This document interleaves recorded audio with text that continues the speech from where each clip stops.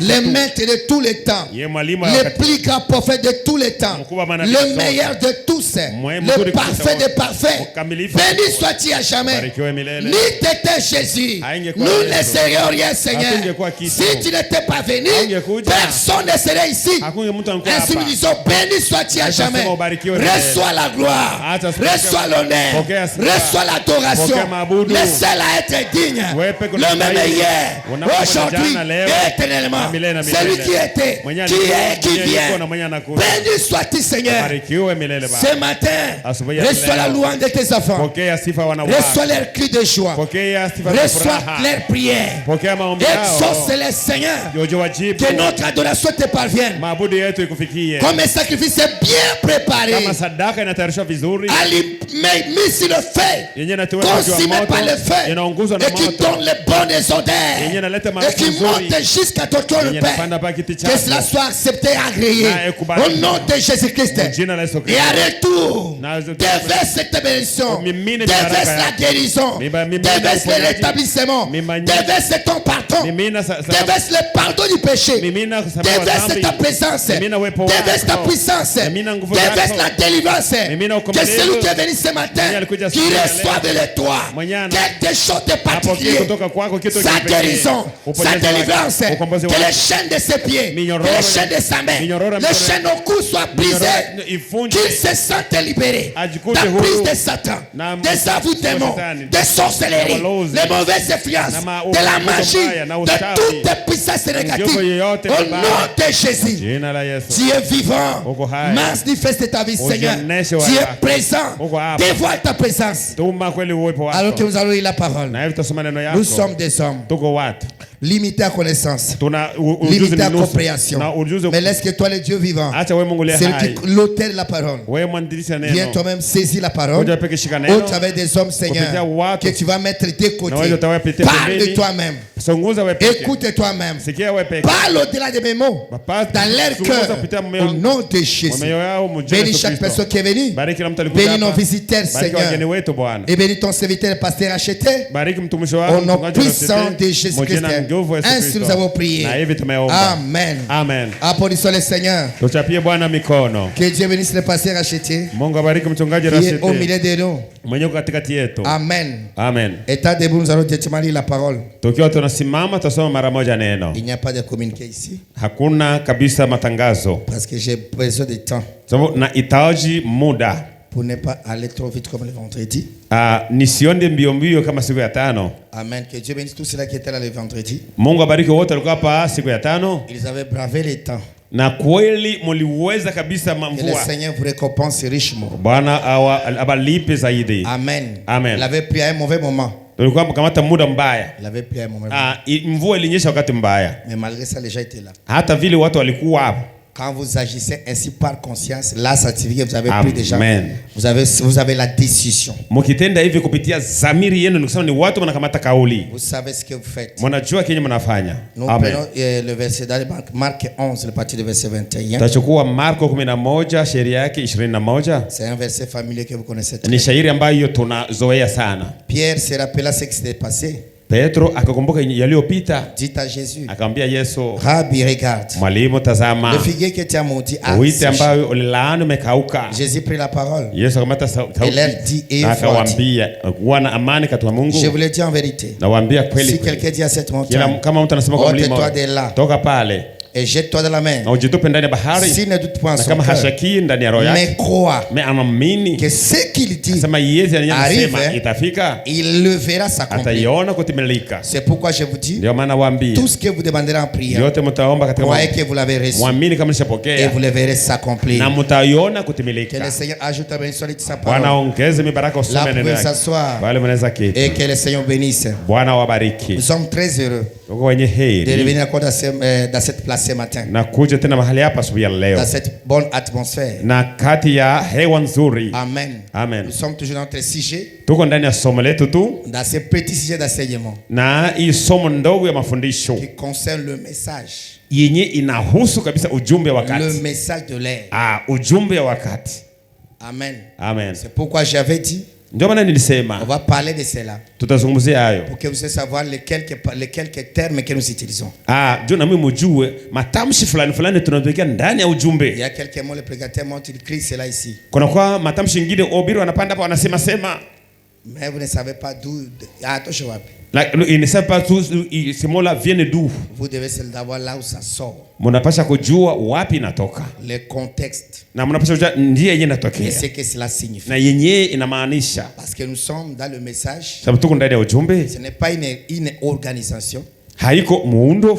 Ce n'est pas une dénomination. Haiko vile zehebu. Nous croyons à un prophète. Tunaamini nabii mmoja. Un vrai prophète. Nabii wa kweli. Qui a amené un vrai message. Mwenye alileta ujumbe wa kweli. Un message de délivrance. Ujumbe wa ukombozi. Mais actuellement nous assistons à beaucoup de choses. Lakini sasa tunaona vitu vingi. Qui ne relèvent pas du message. Yenye haitoki kutoka ujumbe. Mais qui émanent de nous les prédicateurs. Yenye inatoka wewe si wahubiri. Vous devez faire aussi attention à ces choses. Mnapaswa kufanya angalisho kwa vitu. Parce que du faux on ne peut jamais tirer le bien. Sababu kwa kitu kibaya hasiwezi kutoka kitu kizuri. Mujue njo neno inasema vile. Ce qui n'est pas la parole ne donnera jamais la vie. Yenye haiko neno haitaleta kama uzima. Ne jouez pas avec les hommes de Dieu. Musicheze na watu wa Mungu. Ils sont en train de ruiner les gens actuellement. Wanaua watu kwa sasa. Les frères me disent nous connaissons à partie. Ndio wanasema tunajua sehemu. C'est la Bible qui le dit. Ni Biblia ndio inasema. Nous connaissons à partie. Tunajua sehemu. Personne ne peut dire qu'il connaît le frère Branham. Hakuna mtu anasema mimi kabisa najua ndugu Branham mzuri. Bongo. Si quelqu'un connaissait le frère Branham. Kama mtu angejua ndugu Branham. Dieu n'aurait pas donné 5 ministères.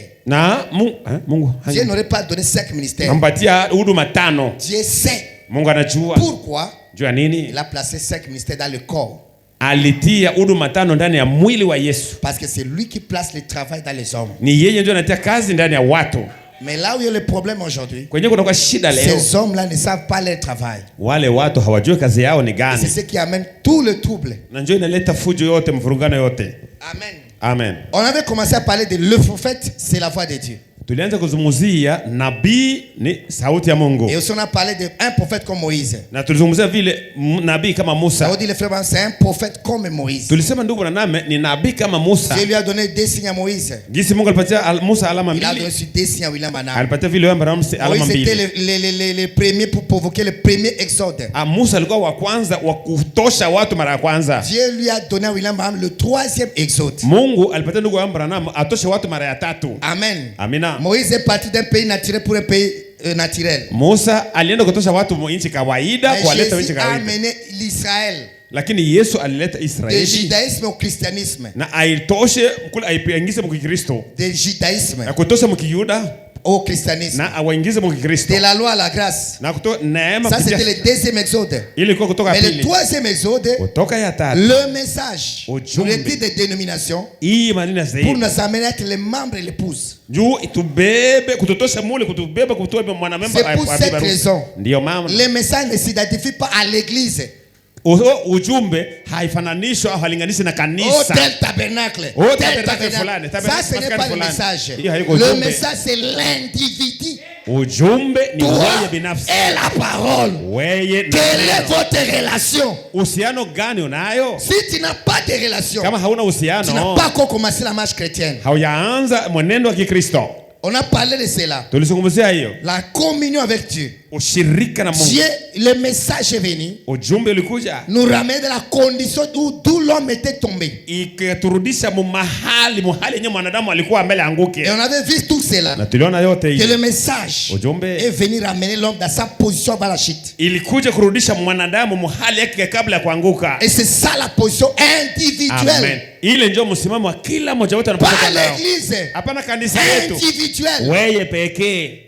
L'église doit avancer jusqu'à ce niveau. Kanisa inapaswa iendelee mpaka kile kiwango. Et l'individu le voilà. Na tulisema mtu njoo wewe huyu. C'est ça l'homme. Hiyo kiwango mtu kamilifu. Que le message a amené. Njoo yenyewe ujumbe inaleta. Ce n'est pas être brebis de tel. Haiko betele maskani. Oh, brebis de tel. Oh, mon pasteur c'est le pasteur Jacques Ben Bilombe, donc je suis ici. Ce n'est pas ça. Niko mkristo wa Ben Bilombe na mimi namikakisha. Tu dois passer par le processus de la parole. Wewe inaomba upite kwa mwenendo wa neno. De la justification à la sanctification. Kuhesabiwa haki, kutakaswa au baptême Saint-Esprit. Kutakaswa mpaka ubatizo wa Mtakatifu. Quand tu reçois le Saint-Esprit, wakati unapokea Roho Mtakatifu, les me dit, les gens pensent que c'est fini. Alors que tu viens de naître, tu dois commencer à grandir. Et c'est là où moi je mets l'accent. Parce que les chrétiens n'arrivent pas à savoir que la vie chrétienne, ça lui appartient. Parce que notre église, notre message, nous ne voyons pas cette histoire qui circule là. Vous aimez Branham, vous allez au ciel. Ce n'est nulle part dans les Écritures. Amen. Dites-moi un grand amen. Oh, j'aime Branham, je l'ai au ciel. C'est pas la parole. Pour aller au ciel, il y a une voie tracée. C'est l'exode. Tu sors du monde, tu dois abandonner le monde. Tu commences la marche. De la justification à la sanctification. De la sanctification au baptême de Saint-Esprit. Du baptême de Saint-Esprit, Dieu s'attend à ce que, comme il a donné le type à Moïse en Égypte, quand Moïse parlait, la chose est arrivée. Et nous avons lu les frères Branham dans le sceau. Moïse a fait ça sous les sang de boucs et de taureaux. A fortiori, toi et moi qui sommes sous les sang du Seigneur Jésus-Christ. Amen. Amen, Église. Amen. La seule chose que je vais retirer de vous, c'est réduire la parole en dérisoire, pensant que ça va se rouler de soi.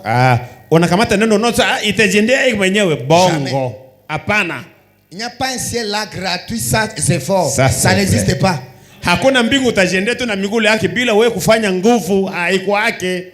Tellement que nous les prédicateurs on a déjà tout faussé, les gens ne connaissent pas la parole. Amen. Amen. Vous allez me supporter parce que je suis responsable ici. Amen, Église. Amen. Et si je dis quelque chose contre ce qui circule, acceptez ça comme ça. Parce que quand on se tient devant les savoir de Dieu, on est sincère à 100%. Je n'aime pas le fanatisme. Les excitations. La vie chrétienne, c'est pas ça. La vie chrétienne, tu dois comprendre. Et alors, tu vas vivre. Pas ça. Et ce matin, je veux que vous compreniez. C'est pourquoi on a changé encore le sujet. L'ange et les trois poules. On avait déjà vu comment les deux signes sont venus. Et les deux signes n'étaient pas la commission. La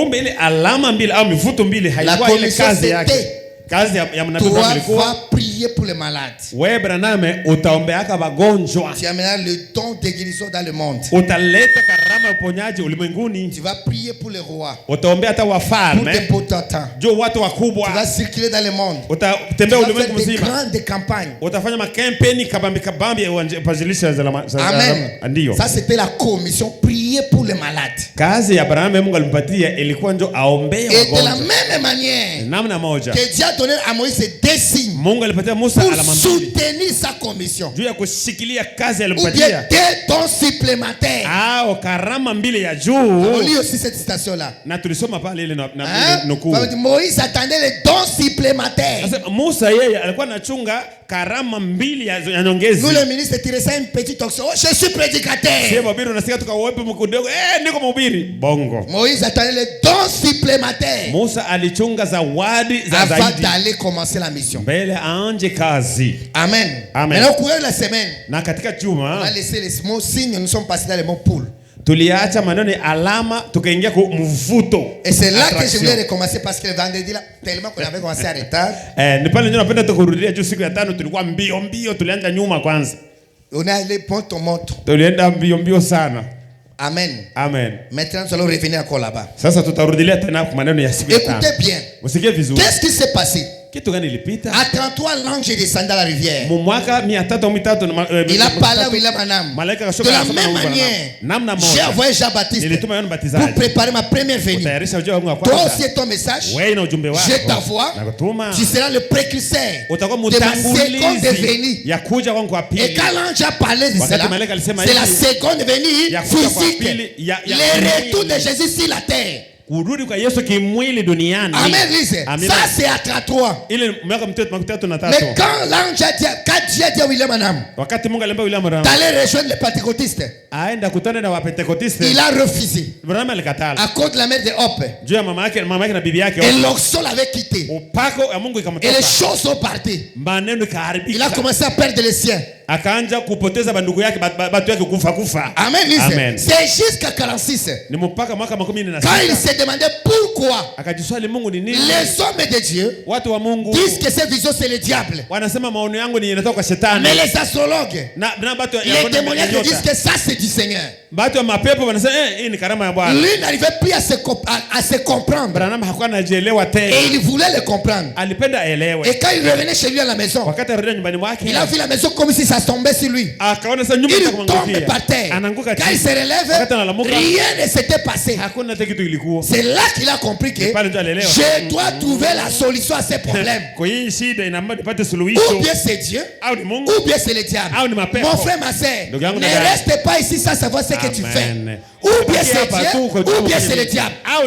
Tu dois prendre la décision ferme de ta vie. On ne sert pas Dieu un pied dedans, un pied dehors. Amen. Aujourd'hui, nous les chrétiens d'aujourd'hui, nous représentons le christianisme faiblement. Tunawakilisha Ukristo na hali za très mal. Tena vibaya. Là dehors nous sommes des païens. À l'église on est des petits saints. Ça c'est de l'hypocrisie. Tu n'avanceras jamais devant le Seigneur. Dieu a besoin de quelqu'un qui connaît ce qu'il fait. Tu ne peux pas être femme mariée et femme libre en même temps.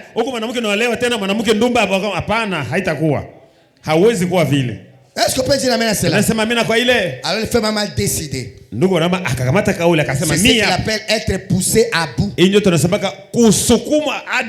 Nous les chrétiens ne connaissons pas encore cela. Ça c'est vrai. Mais Dieu contraindra chacun à être poussé à bout à un moment. Ça c'est vrai. Mungu atasukuma kila mtu mpaka afike kwa mwisho. On prend la décision pour commencer quelque chose. C'est là qu'il va aller maintenant dans la caverne. Pour aller chercher la face du Seigneur. Seigneur, tu dois me le dire. Si c'est le diable, tu dois l'ôter. Moi je suis sincère. J'ai besoin d'aller au ciel. Je ne veux pas servir les choses démoniaques. Et si c'est Dieu, j'ai besoin de comprendre. La même nuit, comme il était sincère, l'ange est descendu. Et l'ange a conversé avec lui. C'est là que l'ange lui a dit, ta naissance est particulière. Et ta vie particulière a un seul but. C'est d'amener le don de guérison dans le monde. Amen, Lise. Et comme les femmes ont discuté, comme ils continuent à discuter, comme il a été pour Moïse, des signes, on te donne aussi des signes. Par la main droite, par ta main gauche, tu vas saisir la main droite du malade. Dieu te dira ce que cette maladie. Si c'est un microbe, si ce sont des démons, parce que les microbes sont des esprits impies. Quand tu vas les saisir, il y aura des vibrations. Et Dieu te dira c'est telle maladie. Et après la prière, si la vibration disparaît, proclame sa guérison. Mais sinon, bénis et laissez-les partir. Tous les malades ne guérissent pas.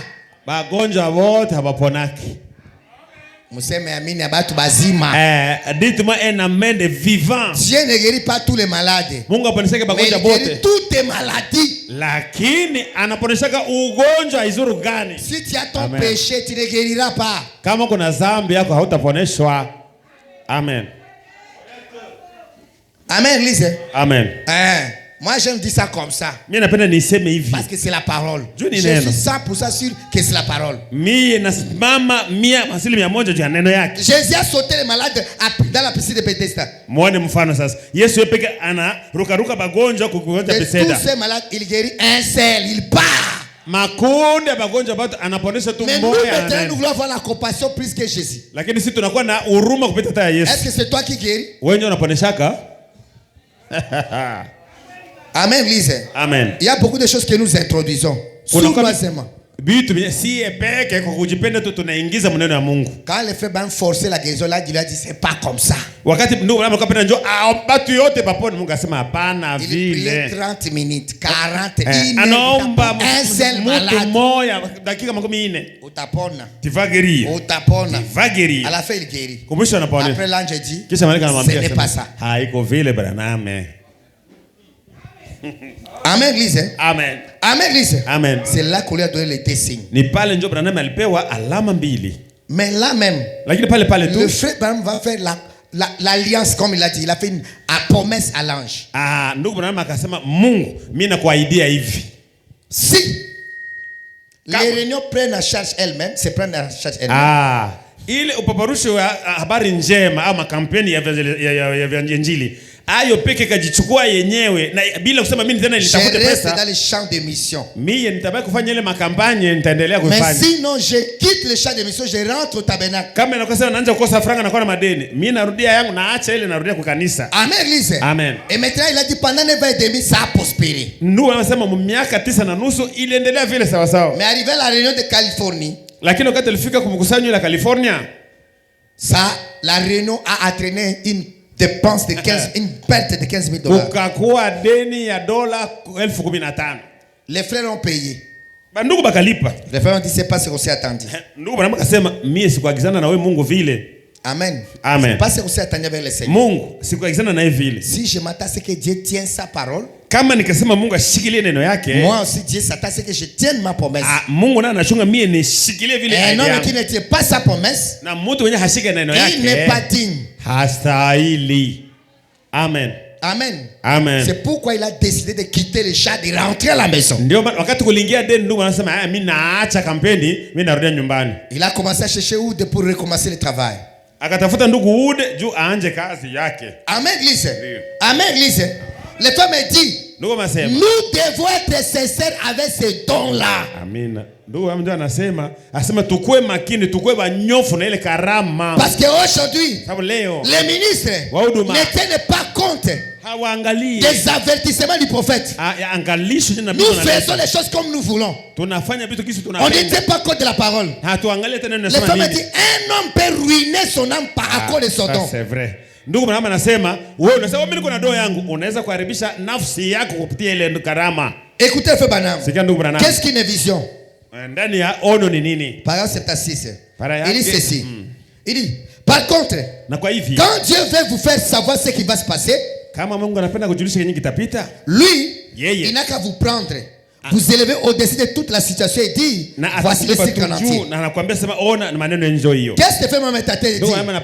Quand Dieu veut utiliser les prophètes, il l'utilise facilement. Et les prophètes ne peuvent pas se sentir fatigués. C'est comme les gens, comme un cirque. Ils sont comme un stade. S'il y a besoin de savoir ce qui se passe dedans, les femmes me disent il y a des personnes élancées, il y a aussi des personnes fortes. Mais si nous avons besoin de voir à l'intérieur, on n'a pas besoin d'un homme fort, on a besoin d'un homme élancé. Un prophète, c'est un homme élancé. Peut-être que vous pouvez le soutenir seulement un peu. Directement il commence à voir. Vous voyez cela. Mais là il dit la foi des gens peut l'amener à voir. Peut l'amener à le voir. C'est la foi des gens. Peut les soutenir pour les lever un peu et ils voient. Et il commence à dire je vois les gens de courir. Je vois un cheval. Je vois une vache. Vous voyez cela. Maintenant la deuxième partie de cela, c'est Dieu qui peut soutenir son prophète. Quand ce sont les gens qui le soutiennent, là il monte peut-être sur votre épaule. Pale anaweza kupandia juu ya il vous écrase. Lui-même il tient là difficilement. Et après c'est ça fatigué. Ça c'est quand la foi provoque le don. Ni ile wakati imani ya watu inatumikisha karama ndogo. Mais Dieu utilise le don. Dieu le prend comme un petit bébé. Dieu le lève seulement comme ça. Il le fait tourner dans toute la salle simplement. Et puis il le fait descendre. Il ne se fatigue pas. Parce que c'est Dieu qui l'a saisi dans sa main. Écoutez maintenant, frère m'a dit ceci. Il dit, or la plupart des gens, ils pensent que quelqu'un qui a des visions devrait être divin. Devrait être divin. Non, messieurs. Absolument pas. Non, messieurs. Il n'y a que Dieu qui est divin. Personne d'autre. C'est tout. Il n'y a personne. Il n'y a pas de distinction entre nous. Amen. Dites l'amen, non? Quand on démolit le diable, wakati tunaharibu shetani watu waseme amen. On élève l'homme. Alléluia, alléluia. C'est parce qu'on est loin des démons de l'idolâtrie. Nikusema watu wanapakwa na mapepo ya kuabudu sanamu. Quand on élève le pasteur, alléluia. Oh mchungaji wote, alléluia mchungaji. Alléluia là-bas, ça fait quoi cet alléluia? Bon, ile alléluia tu mchungaji inafanya nini? Amen glisse. Amen. Il dit encore. Nous sommes tous des pécheurs sauvés par la grâce. Et l'un n'est pas supérieur à l'autre. Dites-moi amen. Les gens n'aiment pas qu'on leur dise la vérité qui les sauve. Écoutez bien. Écoutez la Bible. Un serviteur est plus petit que les enfants. Est-ce que les prédicateurs prêchent cela? Il prêche un serviteur, mais il fait double honneur. Alors que vous leur donnez déjà l'honneur. On veut encore plus de donner. C'est le diable. Amen. Moi je veux que les gens disent amen. Il dit, c'est que quelque chose a été donné à l'un. Et lui aura à répondre de ce qu'il a fait du talent qui lui a été donné. C'est vrai. Chaque personne aura à répondre de cela. Est-ce que vous écoutez cela? Chacun aura un jour à répondre. Tu auras à répondre pourquoi, comme tu as écrit le message, qu'est-ce que tu as fait avec le message?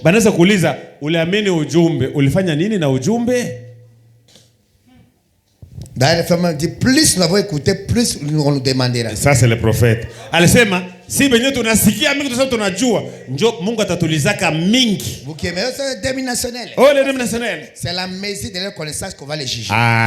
Wao ni ujuzi, hali ya ujuzi wao ndio batawahukumu. Et toi aussi avec toutes tes révélations dont tu fais le bruit là. Oui. C'est la connaissance de ça qu'on va te juger. Na kitabu yote unasema unajua ndio ile batakuhukumu tu kulingana na ile. Amen glisse. Amen. Amen glisse. Amen. Écoutez bien. Les serviteurs sont des choisis. Kumbe watumishi ni wenyewe wanachaguliwa. Il a choisi pour servir ses enfants. Mungu anawachagua tu batumishi ya watoto yake bamtumikie. Mais ça reste des personnes normales. Si banabakia tu batu kawaida. Là, il n'y a pas d'amen. Pale hakuna amina. Écoutez bien. La valeur des chrétiens, c'est être un fils ou une fille de Dieu. Pas serviteur. Amen. Udamani wa mwana wa Mungu ni akuwe mwana au binti wa Mungu. Hapana mtumishi wa Mungu, hapana. Amen. Amen lise. Amen. Amen lise. Amen. Écoutez la Bible. Sikia Biblia. Dans le livre de Jacques 3. Kitabu cha Yakobo sura ya 3. Je vais le lire. C'est pour aider nous les ministres. Aujourd'hui, regardez ce que nous faisons dans les réseaux sociaux. Vous allez comprendre que les ministres n'ont jamais été sauvés. Jacques 3:1. Jacques 3:1. Mes frères, qu'il n'y ait pas parmi vous un grand nombre de personnes qui se mettent à enseigner. Tu sais, mais amina. Disons amen. Prédicateur, est-ce que c'est amen? Bahubiri ni amina, amen. Tout le monde se permet à dire n'importe quoi. Kila mtu anajiruhusu aseme hata vitu bure bure. Même s'il ne connaît pas enseigner, il va enseigner. Hata yeye hana ile karama kufundisha sema. Mais la Bible nous interdit cela. Inatukataza. Que tout le monde ne se mette pas à enseigner. Batu wote tusiwe kote wa kufundisha. Il dit, asema, car vous savez que nous serons jugés plus sévèrement. Wewe mwenyewe unasema wewe unajua kufundisha, tutahukumiwa zaidi juu tunajua mingi. Le verset suivant c'est quoi? Nous brochons tous de plusieurs manières. Kumbe mara mingi tunafanya mazambi mara mingi. Si quelqu'un ne broche point en parole, kama mtu hafanyi zambi hata kwa misemo tu, c'est un homme parfait. Ni mtu kamilifu, capable de tenir tout son corps à bride. Mwenye anaweza kulinda mwili wake wote mzima. Hein, vous voyez cela? Unaona ile? Frère, dogo. Parole, kusema sema. Le parleur, le fait de parler. Ça a déjà envahi les pasteurs. Inesha fika, inesha miliki wa wachungaji. Chaque pasteur pense que c'est lui le juge que les frères vont mal laisser. Kila mchungaji anaweza sema mimi njoo mwenye ndugu Branham aliniacha kama mhukumu. Amen. Ndio. Écoutez-moi bien. Mnisikie vizuri. Tout ce que j'ai à dire, yenye yote mimi nitaweza kusema hapa, ça se limite à cet auditoire devant le peuple que Dieu m'a donné. Amen. Sinesha to hapa kwa hii kundi yenye Mungu alinipatia. Sio mwisho pale.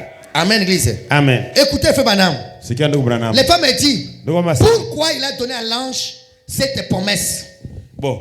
Sasa tuelewa hapa jua nini ndugu Branham aliaidia malaika. Je voulais revenir là-dessus. Nilipenda rudie pale. Parce que m'a dit de parler mais on est parti rapidement. Sisi hata tulisema lakini tulisema mbio sana. Pourquoi les gens sont-ils ballottés? Mande mhubiri jua nini watu hawana msimamo. Paragraphe 9 c'est pour nous les ministres. Para yake ya 9 ni kwa ajili yetu sisi wahuduma. Ministre, écoutons ça très bien. Wahuduma tusikie makini. Et vérifions si nous sommes en train de veiller sur cela. Tutazame kama tunakeshea ile. Oh, il dit ceci. Il y a 8 ou 10 années, j'ai promis au Seigneur. Unapita miaka 10 karibu. Lorsque je suis parti en 1946. Wakati nilienda kwa mwaka wa lorsque j'ai quitté le tabernacle. Wakati nilitoka. Que je le servirai de tout mon cœur au cours de ces campagnes. Nitamtumikia na roho yangu yote kwa. Sachant qu'il allait se produire là-bas beaucoup de remous. Nikisha kujua sema kule kutatoka maneno mengi. Que beaucoup d'argent serait engagé, ainsi de suite. Kutaomba franga bei. Itaomba franga mingi. Je savais pour l'avoir lu. Niliona juu ya kuisoma. Que généralement, mara mingi, l'homme qui prend, mtu ambaye le Seigneur le bénit juste un peu. Kumbe Bwana anambarikia tu kidogo. Ule kamutu. Ule mtu mwenye Bwana anambariki tu kidogo. Ka kidogo. Kidogo tu. Kidogo de guérison. Asema ndio Biblia inasema mimi naanza kuona mara mingi mtu tu Mungu anampatia taka karama kidogo tu. Ka petit vision. Kaono kidogo. Petit don de guérison. Petit don de miracle. Kaono kidogo. Directement il commence à gonfler. Na Biblia inasema nation bale mara moja anaanza kuvimba. Il y a environ 3 choses principales qui généralement ramènent les serviteurs dans l'ornière. Amen. Na Biblia inasema kuna kwa vitu hivi vitatu benye hata mtumishi alikuwa namna gani binamumwangaka pembeni chini. Ce sont ni l'argent, pesa, les femmes, wanawake, la popularité na sifa. Et ces 3 choses, j'ai remarqué dans les Écritures que l'argent était représenté par le prophète Balaam. Pesa ilizungumzia nabii Balaam ndio aliakilisha mwenye alianza kuanguka naye. On a dit seulement Balaam viens maudire Israël. Asema tu kwa laani Israeli. On te donne des dollars. On kupatia $. Beaucoup de dollars. $. Mingi. Il a écouté dollars. Alisikia tu $. Il a pas écouté le Seigneur. Hakusikia Bwana. Il a été motivé. Comme il était prophète. Laissez-moi consulter le Seigneur. Seigneur Jésus. Faut-il aller ou rester? Niende kwa laani au pas? Au lieu de prier pour attendre la volonté du Seigneur. Mahali aombe juu. Dans son cœur il dit je vais d'abord partir. Après je saurai si c'est la volonté du Seigneur. Et le Seigneur a lu cela. Il a dit tu vas partir. Mais ce n'est pas ma volonté. Le lendemain il a dit au lieu de que ce n'est pas la volonté du Seigneur, le Seigneur a refusé. Le Seigneur n'a pas refusé. Ce n'est pas sa volonté. C'est un langage différent. Quand il a dit que c'est le Seigneur qui a refusé, on va augmenter l'argent. Débrouille-toi pour qu'il accepte. Il rentre devant le Seigneur. Alors qu'il connaissait la parole. Frère, quand tu connais la parole, tu deviens responsable de cette parole. Il revient devant le Seigneur. Seigneur, il me supplie. Je vois que c'est bien que j'aille là-bas. Parce que pour lui, c'est que sa présence suffit les dollars sur la table. Dieu dit, va-t'en maintenant. Comme tu le fais. Mais sache que ce n'est pas moi qui le fais. Comment Dieu qui accepte qu'il parte? Si la route de Dieu la pêche encore. Dieu ne change jamais sa pensée au sujet de sa parole.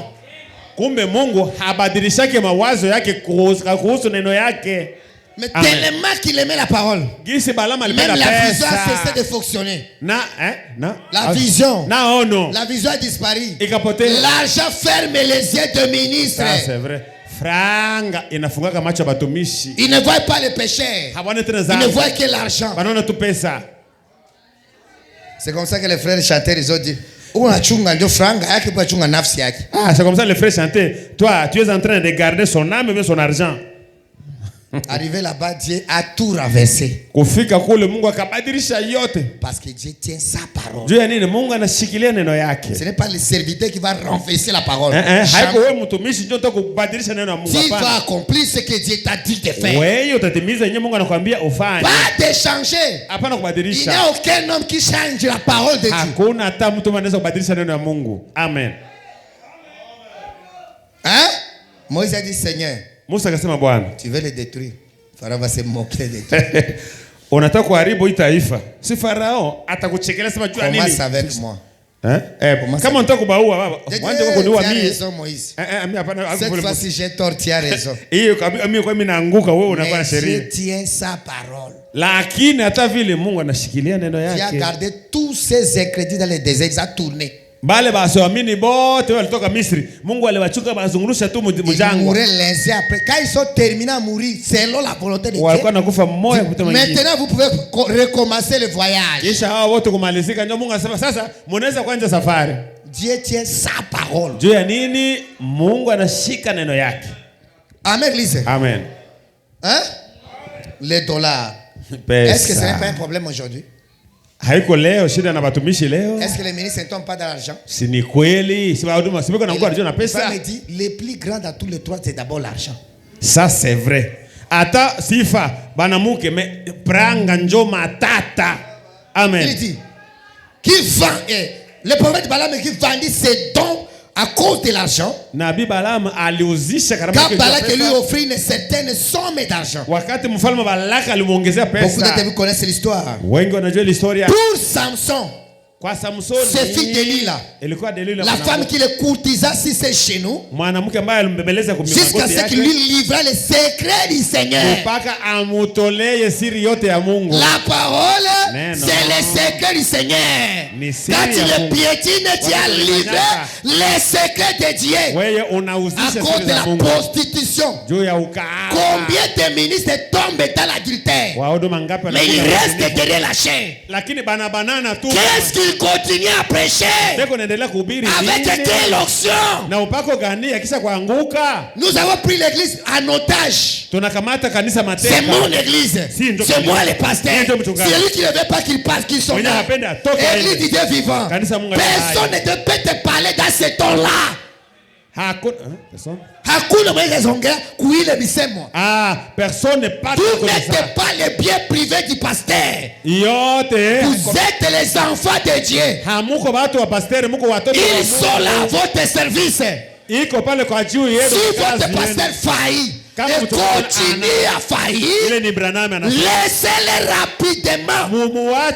Ainsi dit le prophète, ne chérissez pas les hommes. Vous devenez les fanatiques des gens au lieu de croire la parole. Et quand les gens tombent, vous tombez avec eux. Parce que vous n'avez pas cru à la parole. Si quelqu'un croit à la parole, même si c'est son pasteur qui est tombé, lui il restera debout. Amen. Les chrétiens foutus d'aujourd'hui.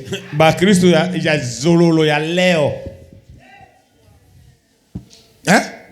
Si tu sors ici, ukitoka hapa parce que tu n'as pas vu la parole ici, njoo hakuna neno hapa, ne reste pas à la maison. Usibaki nyumbani. Entre dans une autre église, uende kwa kanisa lingine, la parole se prêche. Kwenye neno reste là. Ubaki pale. N'allez pas écouter les bandes. Usione ho mimi nasikia bande les tu. bandes ce n'est pas l'un des 5 ministères. Amen. Ile kusikia kanda haiko moja ya huduma tano yenye Mungu aliacha. Écoutez-moi bien. Munisikie vizuri. Si vous rétrogradez à ce niveau-là, ukaanguka mpaka sema jamais cru la parole. Ni kusema hoyamini neno. Amen. Va te justifier, continue à te justifier. Utaendelea kujiwezesha ni ubongo hakuamini. Amen, Lise. Hein? Les femmes disent chacun doit avoir un chez soi. Ndugu mwanamke anasema kila mtu akue na kanisa yake kwao. Là où il paie sa dîme. Kwenye analipa 1/10 yake. Là où il montre sa présence. Kwenye anaonekanaka kwa kanisa. Il soutient par sa présence. Anashikilia na uwepo wake. Par ses dîmes et ses offrandes. Na 1/10 na sadaka. Par ses prières. Na maombi yake kuombea kanisa. C'est la parole. Hiyo ndio neno. Ce n'est pas aller écouter la bande quelqu'un là qui met pour vous. Bon, mimi nasikia tu bande peut mettre la bande chez lui à la maison. Kila mtu anaweza kuitia bande kwa nyumba. Nous avons tous les droits. Sote tuna mamlaka na uwajibu. On nous a donné la carte qui a les audios. Tupatia makarte na tuko nayo. C'est pas quitter la maison écouter ce que le pasteur met pour vous. Utoke tu kwako sema naenda kusikia bande. En tout cas. Tout cela parce que les gens ne croient pas bien la parole. Ça c'est vrai. Yote ni kumaanisha watu hawaamini kamilifu neno. Hein? Là j'ai dit ça, je suis responsable parce que si tu rentres là, inakubana. Nasema pale juu niko kabisa na wajibu, si tu rentres là-bas, ça va te prendre, ça va te saisir. Et Saulo se fit la popularité. Tuko nena mkoona maneno yote. Na Saulo ilikuwa ni sifa, yeye alikuwa nabii. La Bible dit qu'il était parmi les prophètes. Biblia inasema alikuwa katika manabii. Parce que Saul a prophétisé plusieurs fois. Na mfalme Saulo naye alitabiri mingi. Et par la popularité, kupitia sasa sifa. Écoutez bien. Msikie vizuri. Il voulait être grand et au-dessus des autres. Alipenda kuwa mkubwa na apite watu yote na pale afanye nini akaanguka. C'est ce que dit le frère Branham. Ile ndio ndugu Branham asema. Essayez à chercher à être plus grand que les autres. Unatafuta tu mie tu. Njoo watu wote banijua nje kunaangalilia. Kanisa yetu. Notre église. Pasteur yetu. Notre pasteur. Mie pasteur yetu. Moi votre pasteur. Voiture telle marque. Je vais pas. Ça coûte tel prix. Na hii inakuwa bei fulani. Nyumba ya hivi. Ça ce sont des choses charnelles. On n'est pas ici pour ça. Hatuko hapa juu ya ile. Avez-vous reçu le Saint-Esprit après avoir cru? Njoo ulizo. Ulipokea Roho Mtakatifu kisha wewe kuamini? Njoo pale tunaanza. Amen.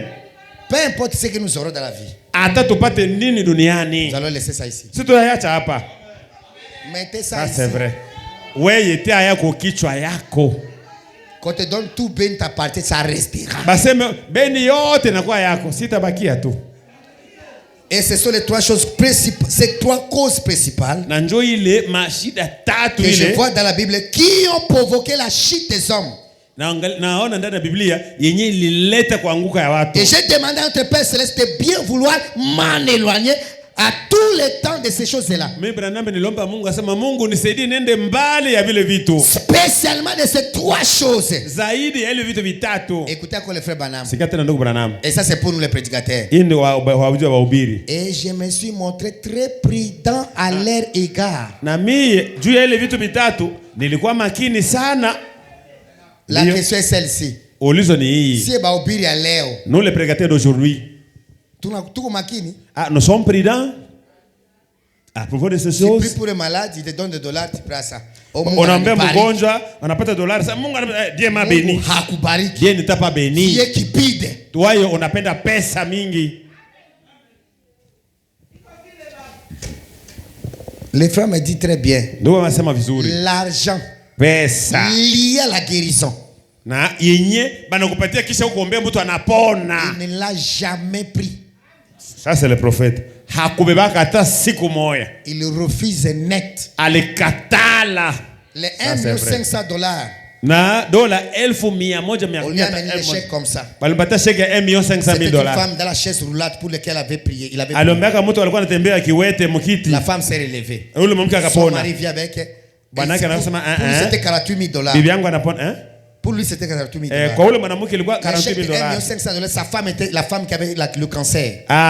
Ule aliomeka mwanamke mmoja alikuwa na kansa na saratani. Le cancer a disparu. Na saratani ikapotea. Après des dépenses. Kisha kupoteza pesa mingi. Il lui amène le chèque de $1,500,000. Ule anasema hii shikamata chèque ya $1,500,000 bana. $1,500,000. Le frère me prend cela, il déchire. Ndugu anama kamata ile anepasula. Aya. Ça c'est un autre jour. On lui amène le chèque blanc. Si chiffre a besoin mais le chiffre que toi-même tu veux selon tes besoins. Ici qui va refuser le chèque blanc? À commencer par moi-même. Dieu s'est souvenu de moi. Ce n'est pas le Seigneur. Tout argent lié à la guérison, on ne les prend jamais. Vous avez reçu gratuitement. Donnez gratuitement. Amen. Amen. Prédicateur, on a écouté? Si on tunasikia. Amen. Tout à peine d'afranga sana. Nous avons déjà aimé l'argent à un certain niveau élevé. Et ça devient même difficile même de gérer même la prière. Amen. J'ai demandé au ministre. Parce que le frère m'a dit, pour moi, bon, ça c'est. Bon, frère m'a dit que pour les femmes, pour moi, bon, ça c'est encore un peu plus bas. Ma famille n'a pas les noms, ça c'est pas grave. Popularité, comme j'ai perdu la pauvreté, c'est l'argent qui sera le problème. Gisi mimi nazalika mu maskini. Pesa ndio inaweza kuwa shida kwa. Le ministre ici, notre réponse. Si. Notre réponse est où? Shida yetu ni wapi? Utaweza ya wapi facilement. Bon, si tutajiwezea ya wapi kati ya ile tatu? Yote ingali probleme. Jibu ni kusema kwetu yote tatu ingali natubana. On doit être très prudent cela. Branham ndio anasema tunapaswa kuwa makini sana kwa ile vitu. Amen, listen. Ndio. C'est comme ça que ndio maana quand il a le dette de $15,000. Wakati Branham kule kampeni yake pamisha habari njema alipata deni yake dola 15. Rentrer à la maison. Alisema mimi narudia hatukusanaka vina Mungu. Rentrer à la maison. Akarudia nyumbani. Et si la route il pensait dire à sa femme à Billy Paul, il n'a pas réussi le faire. Monjia hakwambia mtoto bibi yake au Billy Paul hakwambia jusqu'à ce qu'il arrive à la maison. Mpaka wakati anafika nyumbani. C'est le lendemain qu'il a dit que j'ai déjà laissé le travail là. Kesho yake akasema ma kampeni ile paparusha habari njema naacha. Amen. Billy va lui dire. Billy mtoto akamwambia. N'est-il pas écrit malheur à moi si je prêche pas l'évangile? Haikuandika sema ole kwangu kama sihubiri injili. Il dit non. Anasema hapana. J'ai laissé les chats, je retourne au tabernacle. Mimi sikuacha kwa kusema sitahubiri tena. Niliacha ndio makampeni ile. Mimi narudi hapa. C'est très bien ce que tu fais. Lakini nikasema unajua mzuri nyingi unafanya. Parce que Hope était mort dans cette situation-là. Hope alikufaka tu mwili maneno moja. Désobéissance du prophète entraîne la mort des autres. Kutokutii kwa nabii ilaacha wengine banakufa. Vous les femmes des ministres, poussez vos maris à servir le Seigneur. Sinon vous payerez tout ce temps perdu. Msukume waneno watumikie Bwana kama sio hivyo mtapoteza muda wenu. Kwenda utafutie atakutafutia. Va chercher pour nous. Il ira. Mais vous allez continuer à souffrir. Le temps s'enfuit, ne revient plus jamais. Wakati inaenda hairudi yake tena. Amen. Amen. Si basikia au pied mina wazi. Maintenant, quand il a terminé, commencé à parler à Meda. Meda circulait dans la salle. Meda quand directement quelque chose descend du plafond, il écoute quelque chose. Et il a et c'est là que nous commençons ce matin. J'ai regardé quelque chose s'approcher.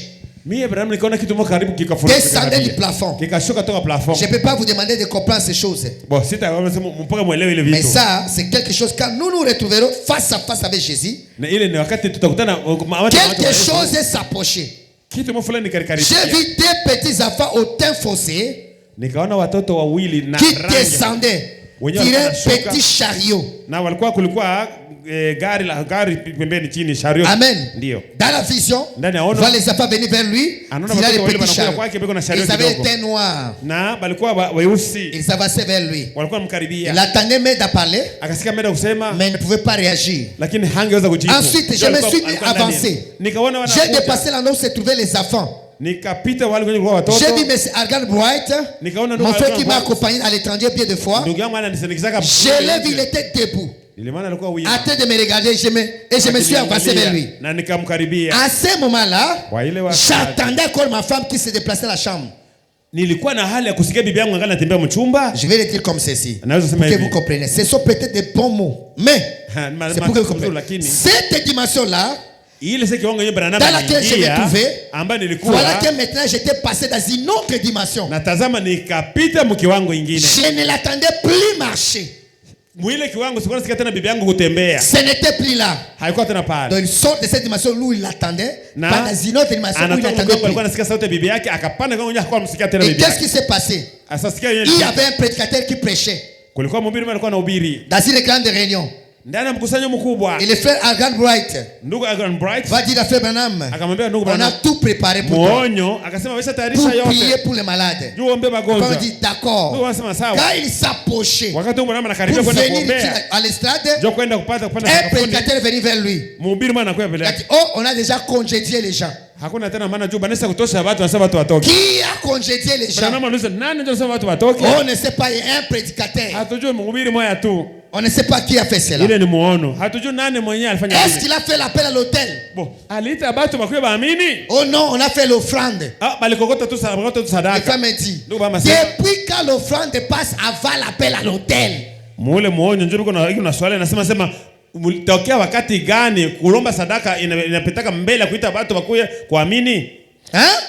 C'est là où je suis contre les concerts de l'argent. Alors qu'il ne prie jamais pour les malades, il ne gagne jamais les gens. L'évangéliste va sortir pour prêcher, pour gagner les âmes. On ne les soutient même pas.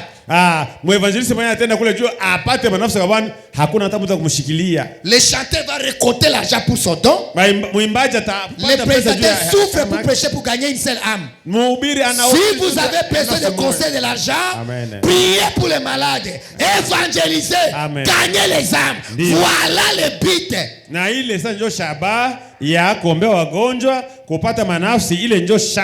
Depuis quand l'argent passe avant l'appel à l'hôtel?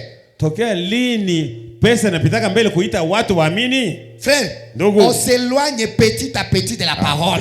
Et on justifie toujours le nom de frère Branham. Nous sommes là pour gagner les âmes. Pas pour chercher l'argent pour notre don. Est-ce que c'est amen? Ça c'est moi, ça c'est pas nous, c'est moi. Je suis contre les personnes qui demandent de l'argent. Il ne prie ni sur les malades, il ne prêche pas. Il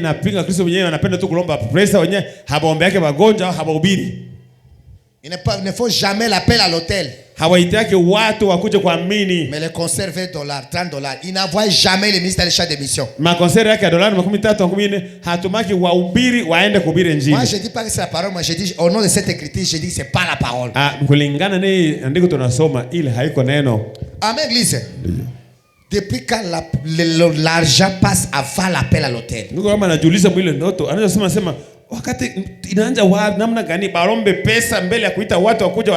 Écoutez frère Branham. Eh bien j'ai dit, qui a terminé la réunion? Comment ça fait-il qu'on ait terminé la réunion? Et j'ai discuté. J'ai dit, pourquoi c'est terminé? Qu'est-ce qui s'est passé? Il plaivotait. Quelque chose m'a dit. Par ceci tu sauras. Et là je suis rentré encore plus profondément dans la vision. Et à ce moment-là j'étais là avec, vous savez, une petite chaussure de bébé. D'un enfant environ d'un an. Amen. Amen. Le fait de congédier les gens sans que le frère monte à la chair. C'était un signe pour frère Branham. Quand tu verras cela s'accomplir, sache que c'est le début. Amen. Et maintenant, là même il entre encore dans une autre dimension. Dans une autre vision. Là où il voit maintenant une petite chaussure des enfants. Avec un lacet dans sa main.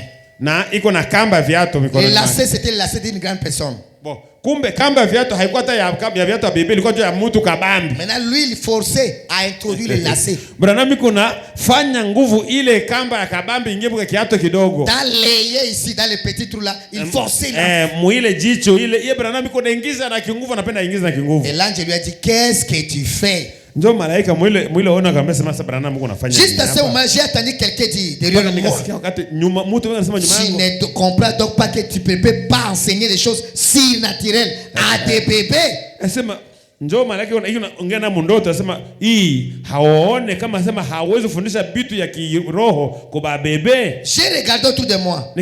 Et c'était derrière moi. J'ai reconnu cette voix. Il a dit tu utilises le mauvais bout du cordon.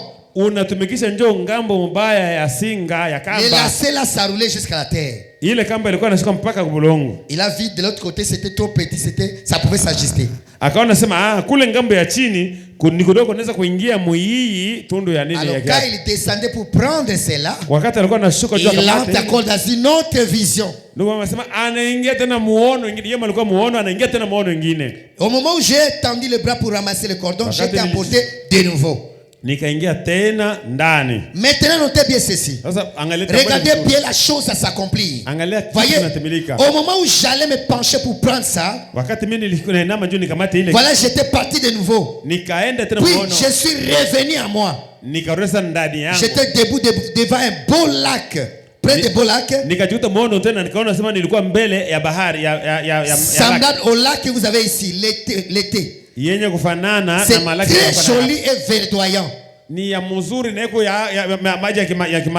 des pêcheurs tous les côtés du lac. Il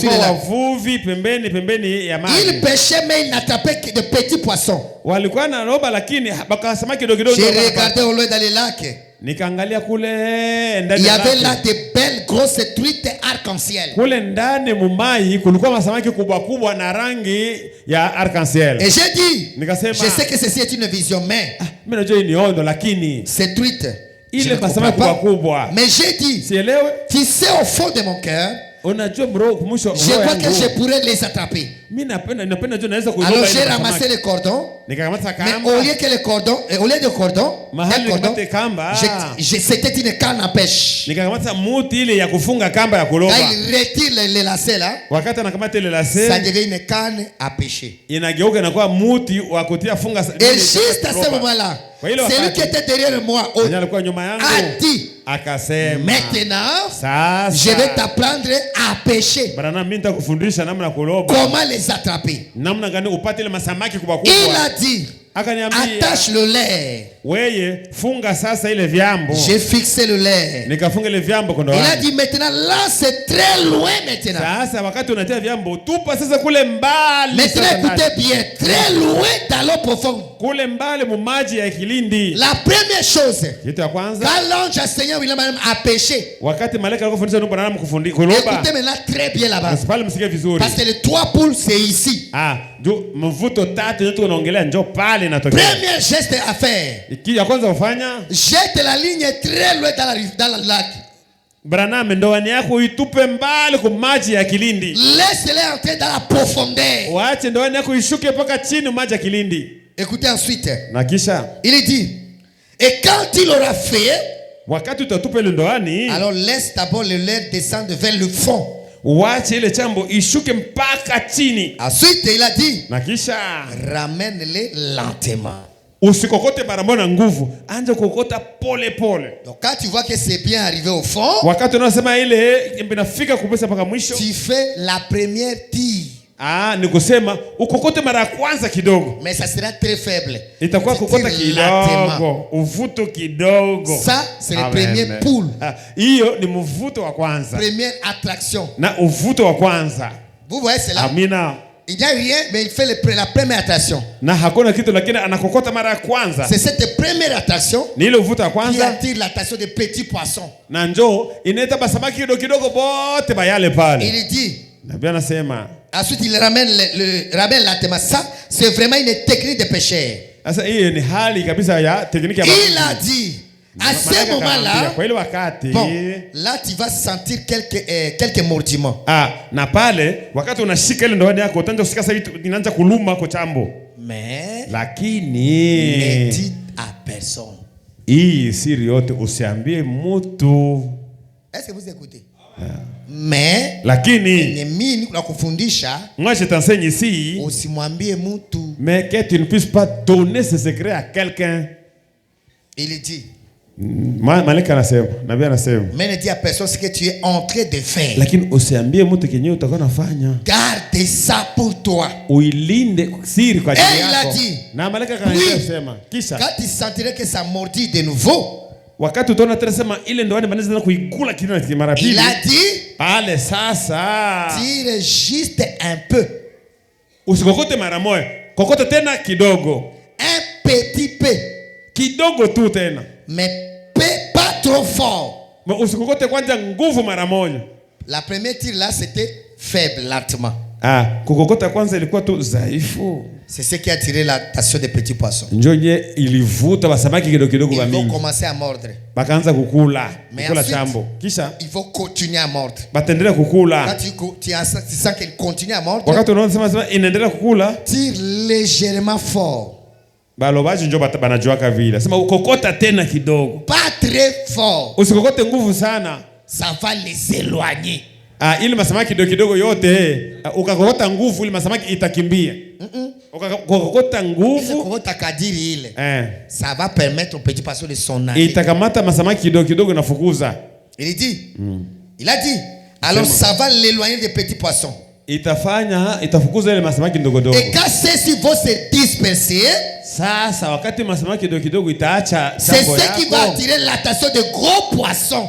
Wakati batona chambo inabaki hapa ndio masamaki kubwa sasa watakuya. Et ils vont mordre. Na pale ndio watakiwa kula ile chambo sasa. La deuxième tire. Na kukota pili. Ça chasse les petits poissons. Inafukuza masamaki kidogo. Mais ça attire l'attention de gros poissons arc-en-ciel. Ndio masamaki ile sasa yenyewe alikuwa anapenda arc-en-ciel, itaona sema chambo inabaki wazi na sio twende. Vous voyez maintenant? Là vous voyez, mnaona? Ça fait deux tirs. Inakuwa kuvuta mara mbili. Deux poules. Mivuto mbili. Poule c'est le mot anglais pour dire tirer. Hiyo nasikia hapa mvuto au pule ni Kiingereza tunasema kuvuta. C'est comme ça que tu vas les attraper.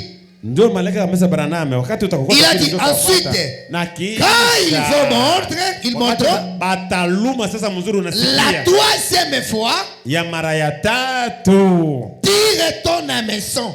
Ndio anakusa uikokote nguvu mara moja. Des coups secs pour la prise. Uikokote mara moja na ibanie samaki. Quand tu vas apprendre maintenant c'est les gros poissons qui veulent mordre, Wakati utasema samaki ni samaki kwa nje inakuwa kuluma sasa chambo. Commence à mordre, tire brutalement. Pale kokote sana nguvu. C'est là que tu vas les attraper. Pale ndio ile masamaki uliona kule ndio utaipata sasa utavua. J'ai dit je comprends. Nikasema nasikia. Écoutez, tout cela c'est dans la vision. Yote yenyewe tuko nasema hapa ni ndani ya ono, iko naongea na malaika. Il a dit, malaika akamwambia, tiens-toi tranquille. Kwa ile wakati Branham, wewe nyamaza kimya. Na parle à personne. Hii wenyewe unaona usiambie tena mtu. Tiens-toi tranquille. J'ai dit d'accord. Nasema kweli. J'avais les lèvres dans ma main. Et tous ces pécheurs c'était des ministres. Tous ces pécheurs, c'était des ministres. Et ils sont tous venus vers moi en disant, Frère Branham, je sais que vous savez attraper les poissons. Hein? Les flatteries des ministres. Oh papa Eli, tu es grand docteur. Quand tu enseignes, nous comprenons. Ça c'est la flatterie. Ça c'est injecter les démons d'orgueil.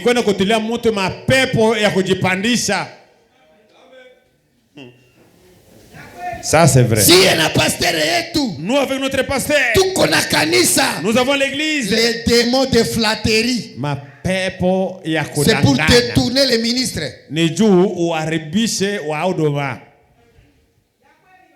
Quand les ministres ont commencé à dire ça, frère Branham, Chambuka, alléluia. C'est moi, frère Branham. C'est moi, un grand péché. Chaleur nangia, il perd le pédale. na anapoteza msimamo. Kumbe aliambia na malaika alimwambia asiambie mtu. Écoutez là je me sentais vraiment bien. Pale nilijikuta bana nisifu kwa nasikia. Je dis oui. Moi je suis un pêcheur. Mimi niko mlobaji kabisa. Je sais attraper des poissons. Najua kupata samaki. Maji ya nguvu. Et maintenant écoutez. Sikia sasa. Directement le frère va se donner le courage de commencer à expliquer. Anaanza kuambia batu, kumbe malaika anambia sema asiambie batu. Il va bien expliquer. Anataka kuambia tu mzuri. Jette très loin et profondément. Asema ili msikie, ili kutupa ndoani mbali tena na kilindi. Là il a bien dit.